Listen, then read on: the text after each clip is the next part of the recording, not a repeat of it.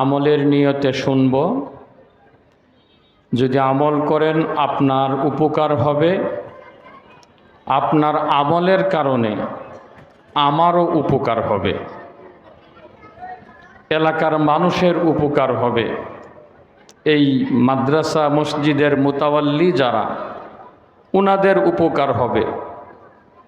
মাদ্রাসার মুহতামিম পরিচালক মুফতি আতাউর রহমান দামাত বারকাতুহুমের জন্যও নাজাতের উসিলা হবে যদি আমল করা হয়, ঠিক না ভাই? আর আমল না করলে এই আশা বসা এর কোনো উপকারিতা নেই। দীর্ঘ আলোচনা হবে না, কয়েকটা কথা ক্লাসের মতো করে শুনব, মনে রাখবো, আমল করব। আমি কোরআনে কারিমের দু তিনটা আয়াত তেলাওয়াত করেছি সূরা নাজিআত থেকে। তিরমিজি শরীফে এবং অন্যান্য হাদিসের কিতাবে বর্ণিত শ্রেষ্ঠ নবী শেষ নবী মুহাম্মদুর রাসূলুল্লাহ সাল্লাল্লাহু আলাইহি ওয়াসাল্লামের পবিত্র বাণীসমূহ থেকে একটি হাদিস বা বাণী আপনাদের সামনে পাঠ করেছি। আয়াত ও হাদিসের আলোকে কিছু কথা আপনাদের সামনে রাখব। আমি দোয়া করব, আপনারা আমিন বলবেন। আল্লাহ বক্তা এবং শ্রোতা উভয়কে আমল করার তৌফিক দান করুন। আমার ভাইয়েরা, আল্লাহ বলেন, ওয়া আম্মা মান খাফা মাকামা রাব্বিহি ওয়া নাহান নাফসা আনিল হাওয়া। এর আগে আল্লাহ বলেন, ফা আম্মা মান তাগা ওয়া আসারাল হায়াতাদ দুনিয়া ফাইন্নাল জাহিমা হিয়াল মাওয়া। আল্লাহ বলেন, ফা আম্মা মান তাগা, যে ব্যক্তি সীমা লঙ্ঘন করে, যে ব্যক্তি বাড়াবাড়ি করে, সীমা লঙ্ঘন করে, ওয়া আসারাল হায়াতাদ দুনিয়া, এবং আখিরাতের হায়াতের উপর, অনন্ত অসীম হায়াতের উপর দুনিয়ার সামান্য হায়াতকে প্রাধান্য দেয়। আল্লাহ বলেন, ফাইন্নাল জাহিমা হিয়াল মাওয়া, এমন ব্যক্তির ঠিকানা জাহান্নাম। নাউজুবিল্লাহ বলি। কার ঠিকানা জাহান্নাম? দুইটি কাজ যে করবে, দুটি কাজ। কি কি? ফাআম্মা মান তাগা, আমি আগেই বলেছি, কিচ্ছা কাহিনী বলার সময় নেই, অল্প সময় আয়াতের হাদিসের ভিতরে, বাইরে যাওয়ার সুযোগ নেই। আল্লাহ বলেন, ফাআম্মা মান তাগা, যে ব্যক্তি বাড়াবাড়ি করে, সীমা লঙ্ঘন করে। এক, যে ব্যক্তি বলেন সীমা লঙ্ঘন করে, এক কাজ। দ্বিতীয়, ওয়া আসারাল হায়াতাদ দুনিয়া, দুনিয়ার হায়াতকে আখিরাতের হায়াতের উপরে প্রাধান্য দেয়।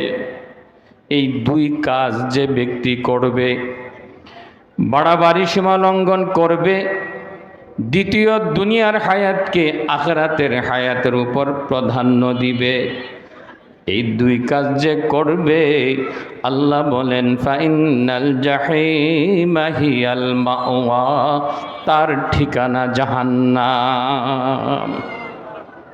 এই দুটি কাজ মনে থাকবে। কি কি? আমি বলছিলাম না, একটা ক্লাসের মতো করে, এজন্য মুখস্থ করতে হবে। উস্তাদে পড়ায়, ছাত্র মুখস্থ করে, উস্তাদে আবার বলতে বলে, ছাত্র আবার শোনায়। 30-35 মিনিটের জন্য আপনারা কি ছাত্র হইতে রাজি আছেন? কথা বলতে হবে। তাহলে দুইটি কাজ, যে ব্যক্তি বাড়াবাড়ি করবে আর দুনিয়ার হায়াতকে আখিরাতের হায়াতের উপর প্রাধান্য দিবে, এই দুই কাজ যে করবে তার ঠিকানা জাহান্নাম। একটু একটু ছোট্ট দু একটা উদাহরণ দিয়ে। তগা বাড়াবাড়ি করা, সীমালঙ্ঘন করা, এর অর্থ কি? সীমালঙ্ঘন ভাই, সীমানা থাকে। আপনার বাড়ির একটা সীমানা নাই, আপনার জমিনের একটা সীমানা আছে। এই সীমানাটা যে ব্যক্তি পার হয় তাকে আমরা কি বলি? সীমালঙ্ঘনকারী। সে সীমালঙ্ঘন করেছে, বাড়াবাড়ি করেছে। অনুরূপভাবে লিকুল্লি মালিকিন হিমান ওয়া ইন্না হিমাল্লাহি আল মাহারিম।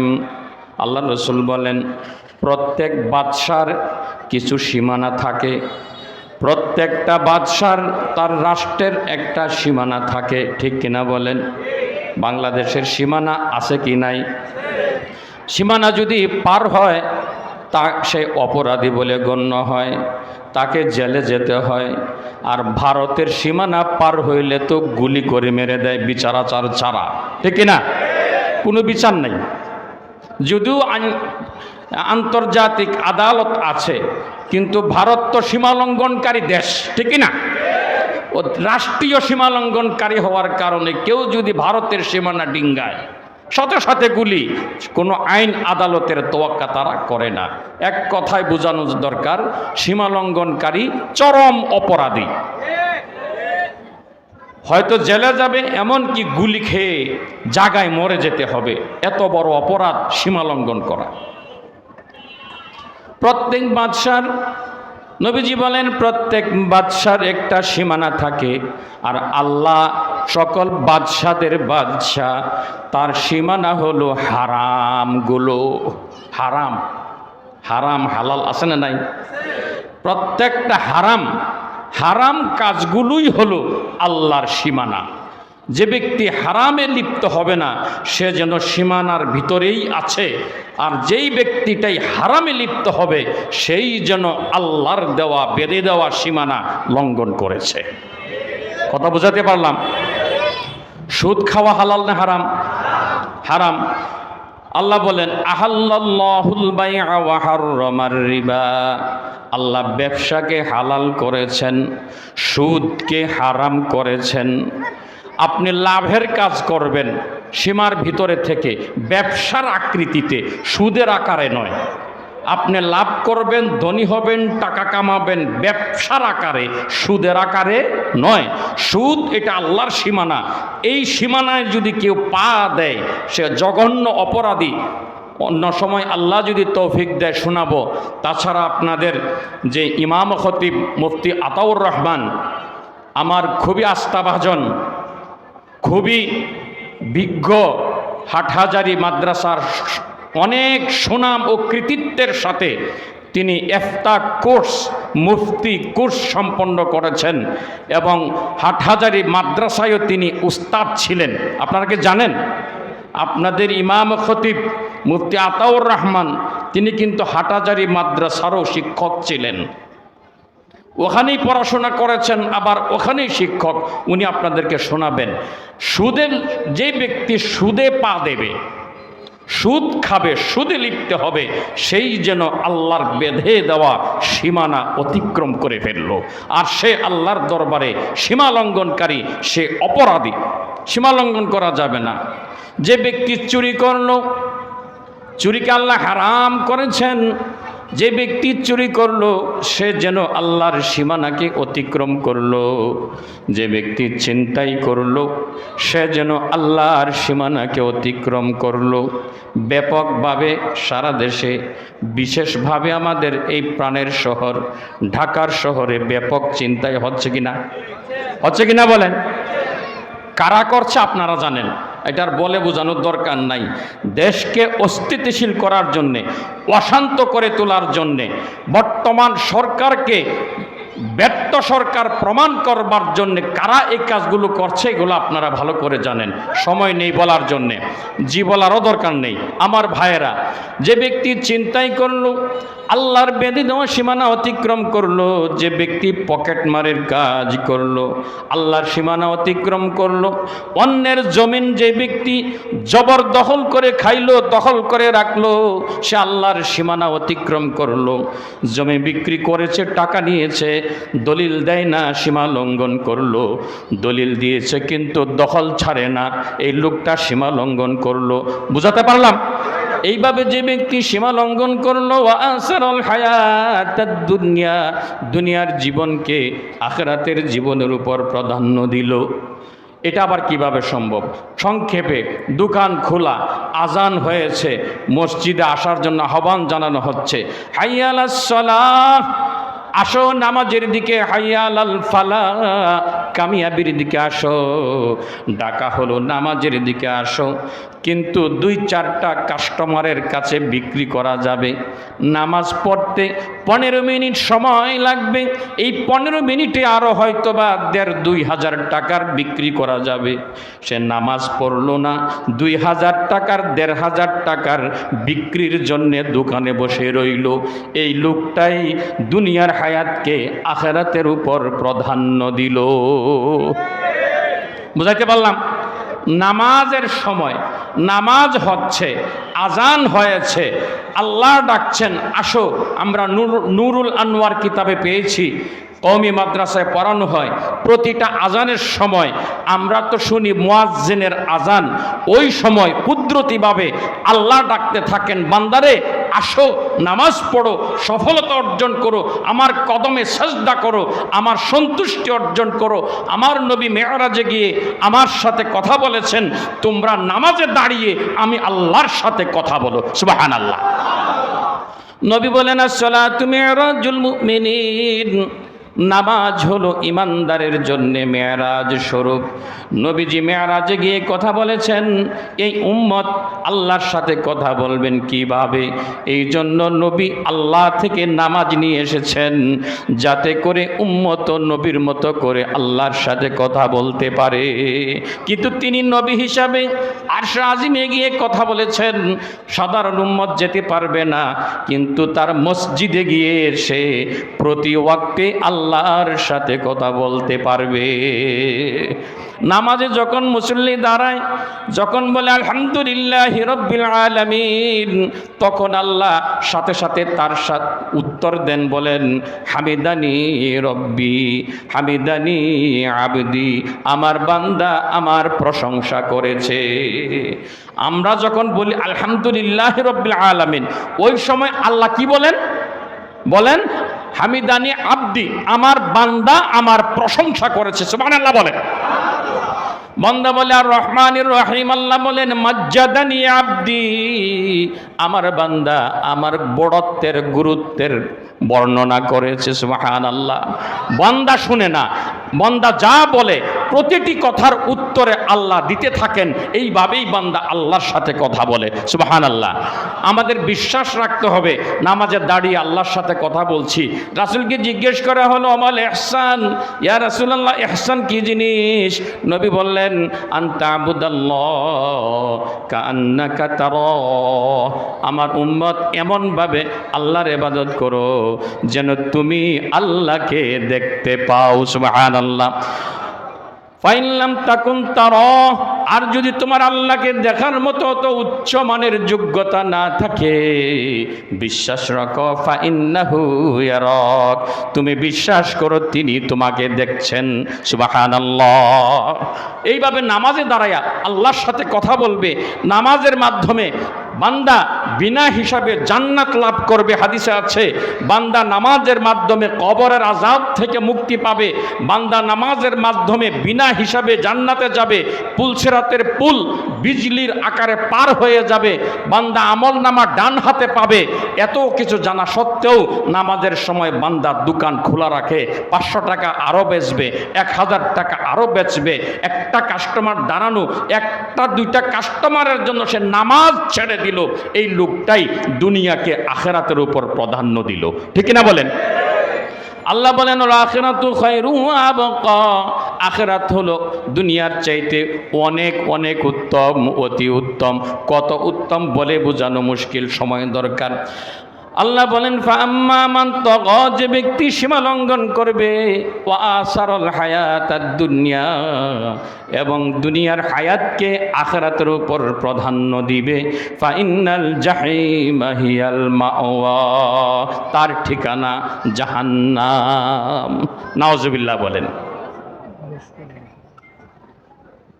জাযাকাল্লাহ। আমার ভাইয়েরা, আমাদের দেশের এক বক্তা ভাইরাল বক্তা, এক দলীয় বক্তা, যেখানে যায় দল দিয়া সমাগম ঘটায়, দূর দূরান্তের জেলা থেকে এসে বিশাল সমাগম ঘটায়। ওই বক্তা তার বয়ানে বলছে, আপনারা শুনেছেন ইউটিউবে অথবা শুনবেন, উনি বলছেন নামাজ না পড়লে জাহান্নামে যাওয়া লাগবে এমন কোনো আয়াত আমি কোরআনে পাই নাই। অন্তত এক দুইজন যদি বলতেন, এই বয়ানটা শুনছেন আমার সাথে, এক দুইজন যদি সাক্ষী হইতেন আমার সাথে। শুনছেন? ধন্যবাদ। আর লাগবে না, চলবে, বাস হয়ে গেছে। ওই বক্তা বলল কি, যে নামাজ না পড়লে জাহান্নামে যাওয়া লাগবে এমন কোনো আয়াত ওই বক্তা নাকি কোরআনের মধ্যে খুঁজে পায় নাই। বলছে কোথায়? হাজার হাজার দর্শকের সামনে। নামাজ না পড়লে জাহান্নামে যাওয়া লাগবে এই আয়াত সে পায় নাই, অথচ আমরা কোরআনে এইভাবে পেয়েছি। আনিল ইয়াতাসাআলুন আনিল মুজরিমিন মা সালাকাকুম ফি সাকার। জাহান্নামীদেরকে আল্লাহ রাব্বুল আলামিন জান্নাতীদেরকে দেখতে দিবেন কুদরতিভাবে। আল্লাহ জান্নাত জাহান্নাম পাশাপাশি নিয়ে আসবেন। জাহান্নামীরা খুব খেয়াল, অল্প সময় জাহান্নামীরা জান্নাতীদেরকে দেখতে পাবে, জান্নাতীরা জাহান্নামীদেরকে দেখতে পাবে। এত কাছাকাছি আল্লাহ কুদরতিভাবে জান্নাত জাহান্নামকে নিয়ে আসবেন। তখন জান্নাতের লোকেরা, বেহেশতিরা জাহান্নামীদেরকে দেখে চিনবে, ওরে সর্বনাশ, উনি তো আমার চাচা, উনি তো আমার অমুক আত্মীয়, উনি তো আমার দুস্থ, উনি তো আমার বন্ধু। জান্নাতের থেকে জাহান্নামে দেখবে তার বিভিন্ন পরিচিত মানুষ জাহান্নামের মধ্যে, জাহান্নামের শাস্তিতে লিপ্ত। তখন জান্নাতি লোকেরা প্রশ্ন করবে, মা সালাকাকুম ফি সাকর। আপনাদের খতিব সাহেব হাফেজ, আলহামদুলিল্লাহ বলি, এটা কোরআনের আয়াত কিনা খতিব সাহেব? আল্লাহ বলেন মা সালাকাকুম ফি সাকর। ও জাহান্নামী দুষ্ট, জাহান্নামী বন্ধু, জাহান্নামী ভাই, কোন অপরাধ, কোন পাপ তোমাকে জাহান্নামে প্রবেশ করালো? প্রশ্ন করবে কে? জান্নাতি। কাকে? জাহান্নামীকে। পিছনেও যারা আছেন মনোযোগ দিয়া শুনেন। জান্নাতি প্রশ্ন করবে জাহান্নামীকে, কিরে ভাই, কোন জিনিস তোমাকে জাহান্নামে দিল? কি অপরাধে তুমি জাহান্নামে গেলা? জাহান্নামে লোকটা উত্তর দেবে, লাম নাকু মিনাল মুসাল্লিন, আমি নামাজ পড়তাম না। বুঝছেন? উত্তরটা কে দেবে? জাহান্নামী। আর এই কথাগুলো আমি শোনাচ্ছি কোথায় পাইলাম? কোরআনে, সূরাতুল মুদ্দাসসির। ঠিকানা বলে দিচ্ছি, সূরাতুল মুদ্দাসসির শেষের দিকে আল্লাহ বলেন, জান্নাতীরা জাহান্নামীদের প্রশ্ন করবে, কি অপরাধে তুমি জাহান্নামে গেলা? জাহান্নামের লোকটা বলবে, লাম নাকু মিনাল মুসাল্লিন, আমরা নামাজ পড়তাম না। ওয়ালাম নাকু নুতিআইমুল মিসকিন, এবং আমরা মিসকিনদেরকে খাবার খাওয়াতাম না। নামাজ পড়তাম না, মিসকিনদের খাবার দিতাম না, এই অপরাধে আমরা জাহান্নামে প্রবেশ করেছি। সকলে বলেন নাউযুবিল্লাহ। আর এই বক্তা বলল কি, নামাজ না পড়লে বলে জাহান্নামে যাওয়া লাগবে এমন কোনো আয়াত উনি পান নাই। আপনারা কি পেয়েছেন? জাহান্নামী কি বলবে? লাম নাকু মিনাল মুসাল্লিন, আমার জাহান্নামে যাওয়ার অপরাধ কারণ হলো আমি নামাজ পড়তাম না, এই জন্য আমি জাহান্নামে। এটা জানা সত্ত্বেও যে ব্যক্তিটা নামাজের সময় মসজিদে আসবে না, দোকান খোলা রাখবে, ব্যবসায় লিপ্ত থাকবে, চাকরিতে লিপ্ত থাকবে, আল্লাহর কথা, এই লোকটাই আখিরাতের উপর দুনিয়াকে প্রাধান্য দিল। এক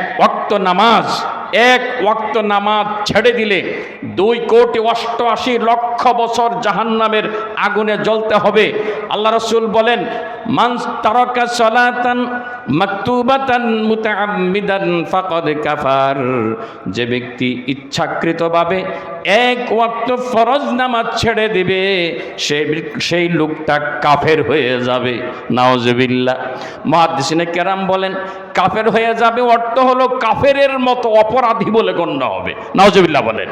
যেই লোক ইচ্ছা করে এক ওয়াক্ত ফরজ নামাজ ছেড়ে দিবে এই লোকটা কাফেরের মতো জঘন্য অপরাধী বলে আল্লাহর দরবারে সাব্যস্ত হবে। এইগুলো জানা সত্ত্বেও নামাজে আসলো না, এই লোকটাই তো দুনিয়াকে আখিরাতের উপর প্রাধান্য দিল। ঠিক কিনা বলেন? এই দুই কাজ যে করে সে কোথায় যাবে? জাহান্নামে। কি কি কাজ? এক নম্বর, যে বাড়াবাড়ি করে সীমা লঙ্ঘন করে হারাম কাজে লিপ্ত হয়, আর যে ব্যক্তি দুনিয়াকে আখিরাতের উপর প্রাধান্য দিবে এই লোকের ঠিকানা জাহান্নাম। এটা আলোচনা শেষ। দ্বিতীয় প্রসঙ্গ, আল্লাহ বলেন ওয়া আম্মা মান খাফা মাকামা রাব্বিহি ওয়া আম্মা মান খাফা মাকামা রাব্বিহি ওয়া নাহান নাফসা আনিল হাওয়া। গভীর মনোযোগ চাই বন্ধুরা আমার, গভীর মনোযোগ চাই। জীবনে একবার দেখা হলো, জানি না কোনো দিন দেখা হবে কিনা। কয়টা কথা বলছি, আশা করি আমল করবেন, আপনারাও জান্নাতে যাবেন। আপনারা যখন আমার আলোচনা শুনে আমল করে জান্নাতে যাবেন, আমি নিশ্চিত আল্লাহ আমাকে আটকাবেন না, আপনাদের উসিলায় আমিও পার হয়ে যাব। আল্লাহ বলেন ওয়া আম্মা মান খাফা মাকামা রাব্বিহি, যে ব্যক্তি কিয়ামতের দিন হাসরের মাঠে আল্লাহর সামনে দাঁড়াতে হবে এই ভয় অন্তরে রাখে, খেয়াল করে তাহলে বুঝবেন।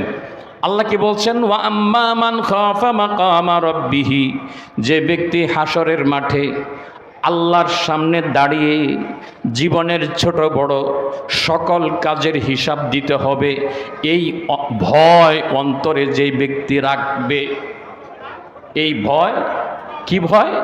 হাসরের মাঠে, হ্যাঁ হাসরের মাঠে আল্লাহর সামনে দাঁড়িয়ে জীবনের ছোট বড় আলোয় আধারে, লুকালয়ে নির্জনে, প্রকাশ্যে গোপনে, জেনে না জেনে, বুঝে না বুঝে, নফসের ধোঁকায় শয়তানের প্ররোচনায় যত রকমের কাজ করেছি সকল কাজের হিসাব আল্লাহর সামনে দাঁড়িয়ে দিতে হবে। ও মুসলমান, বিশ্বাস আছে নাকি? যদি এই বিশ্বাস না থাকে তাহলে তো আপনি মুসলমানই না। ইমানে মুফাসসল একটা কালিমা আছে না? ইমানে মুফাসসল, আমানতু বিল্লাহি ওয়া মালাইকাতিহি ওয়া কুতুবিহি ওয়া রুসুলিহি, আছে না নাই? শেষ কথাটা কি? ওয়াল বা'সি বা'দাল মাউত, এবং মৃত্যুর পর পুনরায় জীবিত হওয়ার উপর আমি ঈমান আনলাম। ঠিক না? যদি মৃত্যুর পর পুনরায় জীবিত হতে হবে এই বিশ্বাস যার অন্তরে নাই, যে বলবে লাইফ ইজ ওয়ান টাইম, জীবনটা কি ওয়ান টাইম, এই কথা যে বলবে তার ঈমান থাকবে না, সে মুসলমান থাকবে না। মুসলমান যে হবে অবশ্যই তার মধ্যে এই বিশ্বাস থাকবে যে মৃত্যুর পর আমাকে আল্লাহর সামনে দাঁড়াতে হবে, আমাকে তোলা হবে, দাঁড়াতে হবে, হিসাব দিতে হবে। আল্লাহ বলেন এই ভয় যার অন্তরে থাকবে, মৃত্যুর পর হাসরের মাঠে আল্লাহর সামনে দাঁড়িয়ে জীবনের সকল কাজের হিসাব দিতে হবে, এই ভয় যার অন্তরে থাকবে, এক নম্বর বৈশিষ্ট্য। দুই নম্বর বৈশিষ্ট্য, ওয়ানাহান নাফসা আনিল হাওয়া, এই ভয়ের কারণে নিজেকে নিজে গর্হিত, নিন্দিত, খারাপ গুনার কাজ থেকে বিরত রাখবে। দুইটা কাজ কি কি? এক নম্বর, মাত্র চারটা কথা বলতেছি আমি আপনাদের সামনে, বুঝাইতে সময় নিচ্ছি, বিষয় মাত্র চারটা। আমি কিন্তু আবার শেষে শুনবো, আমার আলোচনা ছেড়ে দেওয়ার পরে শোনাইতে হবে আমাকে, সবক হিসাবে বলছি। দুইটা কাজ। এক নম্বর, হাসরের মাঠে আল্লাহর সামনে দাঁড়িয়ে জীবনের সকল কর্মের হিসাব দিতে হবে। এক, এই ভয়টা যার অন্তরে আছে। দ্বিতীয়, এই ভয়ের কারণে হিসাব দিতে হবে, এই ভয়ের কারণে খারাপ কাজ থেকে, গুনার কাজ থেকে নিজেকে নিজে ফিরাইয়া রাখবে। ক্লিয়ার হয়েছে কথাটা? এক নম্বর। আল্লাহর সামনে দাঁড়িয়ে জীবনের সকল কাজের হিসাব দিতে হবে, এই ভয় অন্তরে রাখতে হবে। 2 নম্বর, এই ভয়ের কারণে নিজেকে নিজে গুনার কাজ থেকে ফিরায়া রাখবে। এই 2টা কাজ যে করবে, আল্লাহ বলেন ফাইনাল জান্নাতা হিয়াল মাওয়া, এমন ব্যক্তির ঠিকানা জান্নাত। সুবহানাল্লাহ। কয়টা কাজ? কি কি? আল্লাহর সামনে দাঁড়িয়ে জীবনের সকল কাজের হিসাব দিতে হবে, এই বিশ্বাসটা মনের মধ্যে রাখবে। দ্বিতীয়, এই বিশ্বাসের কারণে যে আমাকে হিসাব দিতে হবে, এই ভয়ে গুনাহ থেকে বিরত থাকবে। এই 2টা কাজ মুখস্থ হয়েছে সবার? হিসাব দিতে হবে, এই ভয় থাকবে, এই ভয়ের কারণে গুনাহ থেকে বিরত থাকবে। এই 2 কাজ যে করবে, আল্লাহ বলেন ফাইনাল জান্নাতা হিয়াল মাওয়া, তার ঠিকানা জান্নাত। সুবহানাল্লাহ। আমার ভাইয়েরা, আল্লাহর সামনে দাঁড়িয়ে সকল কাজের হিসাব দিতে হবে। ঈমান আছে না নাই? আছে না নাই? আল্লাহু আকবার। এই ঈমান থাকতে হবে, দাঁড়িয়ে আল্লাহর সামনে হিসাব দিতে হবে। হিসাব দিতে হবে, জীবনের ছোট বড় সকল কাজের হিসাব দিতে হবে। প্রশ্ন করবেন, এই কাজ কেন করলে, এই কাজ কেন করলে, ওই কাজ কেন করলে? প্রশ্ন হবে, আমার নবীকে তোমাদের জানাইনি? কোরআনে কি আমি বলিনি? কোরআন পড়ে পড়ে আলেমরা কি তোমাদেরকে শোনায়নি? তারপরেও এই কাজ তুমি কেন করলে? প্রশ্ন করবেন, হিসাব দিতে হবে। হিসাবে যদি হেরে যান, তার ঠিকানা হবে জাহান্নাম। হিসাব যদি ঠিকমতো দিতে পারি, তাহলে ঠিকানা হবে জান্নাত। ওমর রাদিয়াল্লাহু আনহু বলেন, হাসিবু ক্বাবলা আন তুহাসাবু ওয়াজিনু ক্বাবলা আন তুজানু। ও বান্দা, তোমার হাসরের মাঠে হিসাব নেওয়া হবে। ওই হিসাবের আগে দুনিয়ায় থাকতে তোমার হিসাব তুমি একবার মিলাও। হাসরের মাঠে হিসাব হবে। ওমর রাদিয়াল্লাহু আনহু কি বলেন? হাসরের মাঠে তো হিসাব হবেই, ভালো মন্দের নেকি বদির হিসাব হবে। দুনিয়ায় থাকতে তুমি একবার তোমার হিসাবটা তুমি মিলাও। কারণ কি ভাই? দুনিয়ায় থাকতে হিসাব মিলাইলেন, দেখলেন আপনার অবস্থা খারাপ, গুনার পরিমাণ বেশি, নেকির পরিমাণ কম। আপনার হিসাবে যদি ধরা পড়ে, দুনিয়ায় থাকতে সংশোধন হওয়ার, ক্ষমা পাওয়ার, তওবা করার সুযোগ আছে কতদিন? যতদিন আপনি বেঁচে আছেন, ঠিক না? এখানে যদি আপনার হিসাবে গরমিল ধরা পড়ে, আপনি সংশোধন হতে পারবেন, তওবা করতে পারবেন। আল্লাহ রাসূল বলেন, আত-তাইবু মিনাজ যামবি কামান লা যামবালা। গুনার পরে যেই ব্যক্তি তওবা করে, সে যেন কোনো গুনাই করে নাই। সুবহানাল্লাহ। গুনাহগার ব্যক্তি যদি তওবা করে, নবী বলেন লোকটা কেমন হয়ে যায়? তার যেন কোনো গুনাই করে নাই, সে যেন কোনো গুনাই করে নাই। কিন্তু আপনার গুনাহ কত, নেকি কত, এটা যদি হাসরের মাঠে গিয়া জানতে পারেন, আর কি সংশোধনের সুযোগ আছে? হাসরের মাঠে, মৃত্যুর পরে, কবরে গিয়ে যদি জানেন যে আপনার গুনাহ বেশি নেকি কম, সংশোধনের সুযোগ আছে, তওবা করার সুযোগ আছে। সরি বললে কোনো লাভ হবে? আল্লাহ মাফ করে দাও, কোনো লাভ আছে? দুনিয়ায় আপনি একবার বলেন আল্লাহ মাফ করে দাও, আল্লাহ শতবার বলেন বান্দারে মাফ করলাম, মাফ করলাম। সুবহানাল্লাহ। আল্লাহ ডাক দেন, বাজা বাজা আকে হাসতি বাজা, হাজার বার তওবা শিকস্তি বাজা। ওই আমার বান্দা, যে হাজার হাজার তওবা করেছো, আবার ভঙ্গ করেছো, তুমি আবার তওবা করো। 1000 বারের পরে যদি আবার করো, আমি আল্লাহ আবার কবুল করব। সুবহানাল্লাহ। আবার কবুল করব। দুনিয়ায় এই সিস্টেম নাই। একবার ভুল করেছেন, মাপ চাইলেন, মাপ করবে। আরেকবার ভুল করেছেন, মাপ চাইলেন, মাপ করবে। আবার ভুল করেছেন, মাপ চাইলেন, হয়তো মাপ করবে। চতুর্থবার যদি করেন, আর ক্ষমা নাই, ঠিক না? দুনিয়াতে চতুর্থবারের ভুলের ক্ষমা নাই। আল্লাহ বলেন 1000 বার তওবা করেছো, আবার ভঙ্গ করেছো, নতুন করে আবার করো, আমি আল্লাহ আবার কবুল করব। সুবহানাল্লাহ। এজন্য হিসাব এখানে করেন ভাই। আমি তো জানি না আপনারা কে কেমন, আপনারা জানেন না আমি কেমন, কিন্তু আমি জানি আমি কেমন, আপনি জানেন আপনি কেমন। ভাই ও ভাই বন্ধু আমার, জানেন না আপনি কেমন? আপনি কেমন এটা আপনি জানেন কি না? জানেন কি না বলেন? আপনার গুনাহ বেশি না নেকি বেশি, এই হিসাবটাকে আপনি করতে পারবেন না? কি কি করেন এগুলোকে আপনি বুঝেন না? যদি হিসাবে ধরা পড়ে যে আমার ভুল ছিল, আমি ভুল পথে আছি, সাথে সাথে মুফতি আতাউর রহমানের কাছে চলে আসেন, হাত ধরে তওবা করেন, ওয়াদা করেন হুজুর আমার আপনি তওবা করায়া দেন, ওয়াদা করায়া দেন, আমি আপনার হাত ধরে ওয়াদা করছি আর গুনাহ করব না। আল্লাহর সাথে সাথে আপনাকে মাফ করে দিবেন।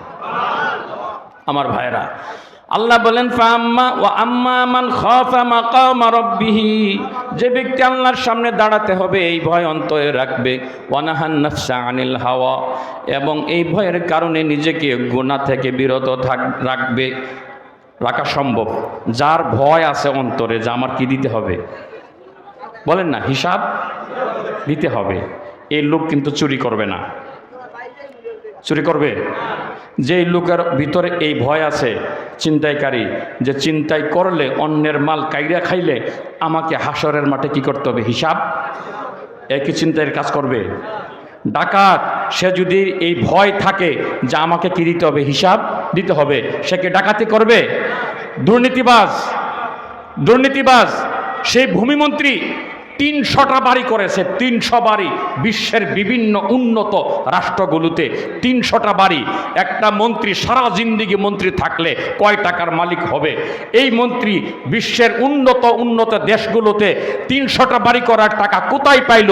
এর অন্তরে যদি থাকতো হিসাব দিতে হবে হাসরের মাঠে, তাহলে কি সেই চুরিগুলো করতো? তাহলে কি দেশের টাকা চুরি করে দেশটাকে দেউলিয়া বানাইতো, দেশটাকে এই বিপদের মুখে ফেলতো? ঠিক না বলেন?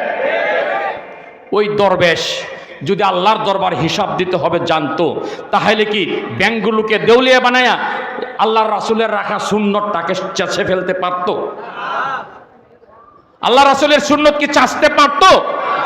আল্লাহর ভয় থাকলে দুর্নীতি করা যায় না, ঘুষ খাওয়া যায় না, চুরি করা যায় না, কাটাকাটি করা যায় না, হানাহানি করা যায় না, অন্যের সীমানা ঠেলাঠেলি করা যায় না, অন্যের উপর জুবুর করা যায় না, জমিন দখল করে রাখা যায় না, মিথ্যা কথা বলা যায় না, কারো গায়ে আঘাত করা যায় না, ধোঁকা দেওয়া যায় না, প্রতারণা করা যায় না। ঠিক না বলেন?